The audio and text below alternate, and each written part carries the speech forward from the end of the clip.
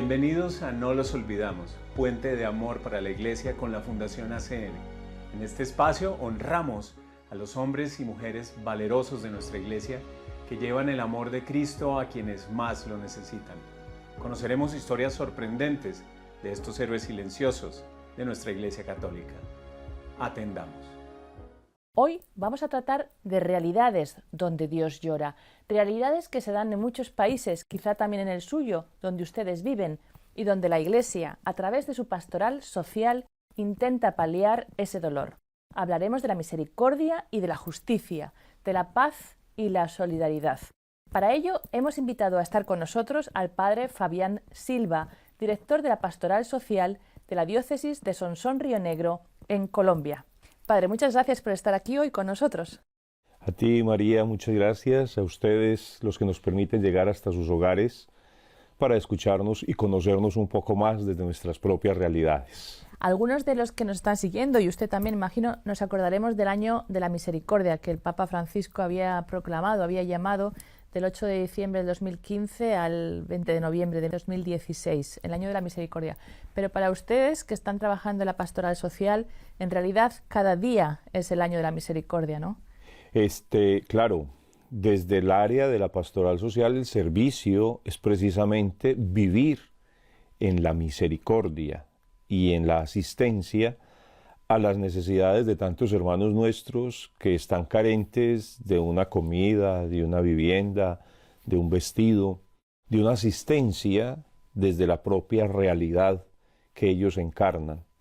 Y la pastoral social, como fruto precisamente del año de la misericordia, ha tenido a bien crear la Casa de la Misericordia, precisamente ese año que el Papa nos convocara.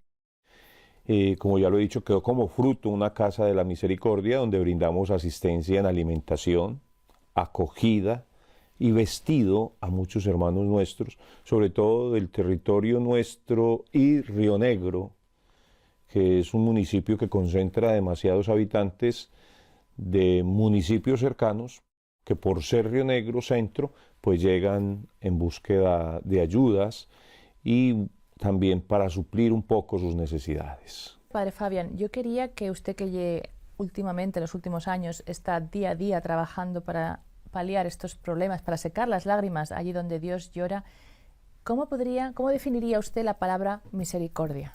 Yo digo que la misericordia no se puede quedar solamente en lo bonito de la espiritualidad, sino en la realidad del servicio. Y el servicio, sobre todo, a aquellos que incluso no nos buscan, sino que nosotros podemos encontrar en el camino. El indigente, el migrante, el que está, en cierto modo, al lado de la sociedad del común porque no se atreve a buscar ni encuentra un refugio. Entonces, la misericordia es eso, la acción de la espiritualidad. Yo digo que las manos que se hacen todavía más espirituales que las manos que se quedan solamente rezando. Y a eso tenemos que motivarnos en todos nuestros pueblos, a que la oración se traduzca en acción. Y ese ha sido un principio regente de nuestra Iglesia y que ojalá todos nosotros como cristianos católicos lo entendiéramos. Que no es María porque está en un servicio directo con la Iglesia, que no es el Padre porque está consagrado. Es todo bautizado que está llamado a hacer de la misericordia un arte, el arte de amar. Qué bonito esto del arte de amar, me gusta mucho. Y creo que este arte tiene como un catálogo, un códex, que son las obras de misericordia, ¿no? Claro que sí, y yo creo que ese debería de ser como el norte al que apuntáramos nosotros, al paralelo de unos sacramentos, de unos mandamientos. Pues hombre, las obras de misericordia, qué mejor carta para la navegación de nuestra vida y de nuestra existencia como creyentes. Es que si el Evangelio nosotros lo viviéramos a la manera como Cristo lo vivió y lo practicó, nuestra humanidad sería otra. Nos ha faltado tener esa carta de navegación. ¿Y por qué piensa usted que eso nos resulta a veces tan difícil? No hay una comprensión de la palabra.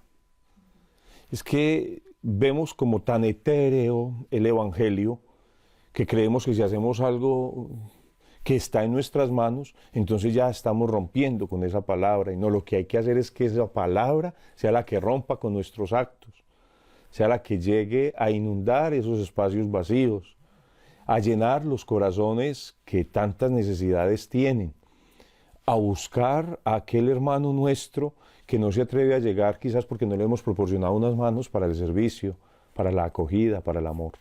También cuando ustedes hablan de trabajo de Cáritas, le llaman pastoral social. O sea que la palabra pastoral también está allí. Hay mucha gente que a veces separa, ¿no?, lo pastoral y lo social.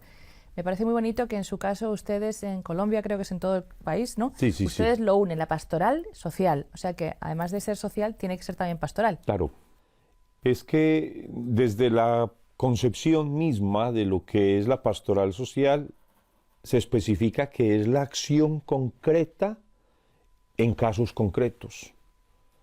Y yo insisto mucho, no es pensar en cosas irrealizables, es hacer que el Evangelio tenga su plena realización y su mejor punto de acogida desde el mismo ser del cristiano, con otro ingrediente todavía mejor, que no excluye. Porque cuando yo voy a prestar un servicio, no me fijo si él tiene el bautismo católico o si está yendo a la Eucaristía o si está participando de nuestros grupos apostólicos, ¿no? También llega el que es indiferente en otros momentos con nosotros como católicos o el que no es de confesión católica, porque la caridad no tiene nombre ni religión, la caridad tiene necesidad de servicio. ¿Qué es eso? Y a lo que tenemos que apuntar. Uh-huh.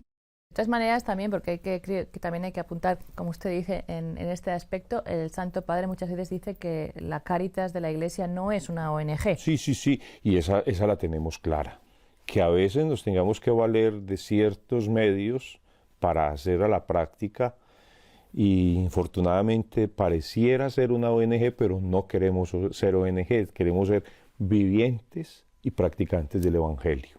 ¿Y cuál sería para usted la diferencia entre una ONG que también da una ayuda social, que también ayuda al que está desnudo, al abandonado, da alimento, y la Iglesia? ¿Cuál es la principal diferencia? De que está impregnada el Evangelio y la vida sacramental y espiritual. Las ONG hacen muy buena obra y le agradecemos a Dios ese servicio y que nunca dejen de servir y de ayudar, pero les falta un ingrediente que a veces de pronto se desliga de la misión misma de la Iglesia, y es la espiritualidad, el amor que viene dado desde la palabra de Dios. No porque no se haga con amor, sino que es que este como que impregna, permea mejor la realidad de amar y de servir. Hablando de las obras de misericordia, yo quería focalizarme en dos que en estos momentos sé que en su diócesis también las están viviendo mucho y que yo creo que quizá son para mí momentos en los que realmente a veces es más difícil ver a Cristo, porque normalmente el día a día estamos más acostumbrados quizá, ¿no? Siempre se dice que hay que ver a Cristo en el otro, ¿no? Por ejemplo, cuando hablamos de estabas prisionero y viniste a visitarme, esta frase de Cristo, ¿no? En ver a Cristo en esto. Usted creo que también tiene una pastoral penitenciaria. Por supuesto. Uh-huh. Y con un ingrediente también mayor, que las cárceles en nuestro territorio, no solo diocesano, sino nacional, están hacinadas. Y eso hace que se dificulte más todavía el trabajo. Pero por la gracia de Dios y viendo también como la efectividad de esa acción que la pastoral social tiene, pues por lo menos en los centros de reclusión que nosotros tenemos y atendemos, se nos facilitan un poco las cosas, porque hemos visto cómo en algunas ocasiones le cierran la puerta a otros grupos minoritarios o confesionales. Cuando llega a la iglesia, las mismas directivas nos facilitan el trabajo. ¿Por qué? Porque ve que es un trabajo responsable, comprometido y generoso. Y eso hace que la acción de verdad sea en cumplimiento de una misión. Cuando se hace el trabajo con generosidad, con compromiso, con respeto, nos ganamos también esa parte de credibilidad para poder llegar a aquellos que están privados de la libertad y donde lo que más les inculcamos es que las barras de una cárcel no coartan la libertad del espíritu, Y eso tiene que ser la realidad. Usted puede estar muy libre, pero encarcelada en sus cosas, en sus caprichos, en su mundo, en su dimensión. Cuando yo puedo estar en una cárcel, pero con el aire de libertad que solo da la esperanza y la fe puesta en Dios. ¿Tendría quizá algún ejemplo de esta labor que hace la pastoral penitenciaria? ¿Cómo, por ejemplo, trae usted esperanza o conversión también? Porque imagino que también utiliza la conversión. Sí, hay unos talleres, se llaman las Escuelas de Reconciliación y Perdón, ESPERE, así es el título, que son tomadas de otra diócesis de Colombia, pero que no son pues de propiedad privada, las compartimos entre diócesis precisamente para el ejercicio y el acercamiento a nuestros hermanos privados de la libertad. Las escuelas de reconciliación y esperanza traen un mensaje donde lo primero que hay que sanar es el corazón de la persona. Y luego esta persona va a sanar el corazón, ya sea de su familia, ya sea de la sociedad o incluso ya sea de la persona a la que hizo en algún momento un daño. Entonces esas escuelas de reconciliación y esperanza traen una alegría, primero en primera persona. Porque yo digo que lo primero que hay que rescatar en una cárcel es a la persona que la está viviendo. Y luego su familia, luego la sociedad, luego quien está herido por esta persona. Bueno, que se desencadena como en algo bonito en el tiempo y en la evolución misma del ser. Qué importante es esto. Luego hablaremos del tema de la justicia, que también tiene que ver con esto, ¿no? El otro tema que quería hablar con usted es el tema de acoger al forastero. Y ahí quería hablar de los inmigrantes. Colombia es un lugar que recibe muchísima migración de otros países de Latinoamérica, especialmente de Venezuela, pero también de Haití. ¿Cómo es la realidad y qué retos presenta esto para la pastoral social? Precisamente también una de las acciones que hemos logrado nosotros llevar a cabo con otros entes de la Iglesia, como Cáritas Luxemburgo. En años pasados pudimos hacer un trabajo de identificación, ayuda y compromiso con nuestros hermanos migrantes de Venezuela. En lo concreto de nuestra diócesis, por ser un corredor de una de las arterias principales de Colombia, eso hace que mucho desplazado nos llegue. Entonces hay situaciones de atención psiquiátrica, en salud, en asistencia alimentaria, en vestido, no pocas veces también en habitación, para ayudar a mitigar un poco esas situaciones. Y es lo que hemos procurado, que ese servicio también a los migrantes y desplazados no se aísle de nuestra misión. También lo tenemos en la mira de nuestras acciones y estamos siempre propendiendo por ofrecer un servicio cada vez mejor, cada vez mayor. Finalizamos este programa con esas historias que nos recuerdan lo valeroso que es vivir la fe en nuestros tiempos, un poco como el Éxodo, lleno de pruebas y obstáculos, pero siempre guiados de la mano de Dios. Para conocer más sobre estas historias y cómo ayudar, visita acn-perú.org.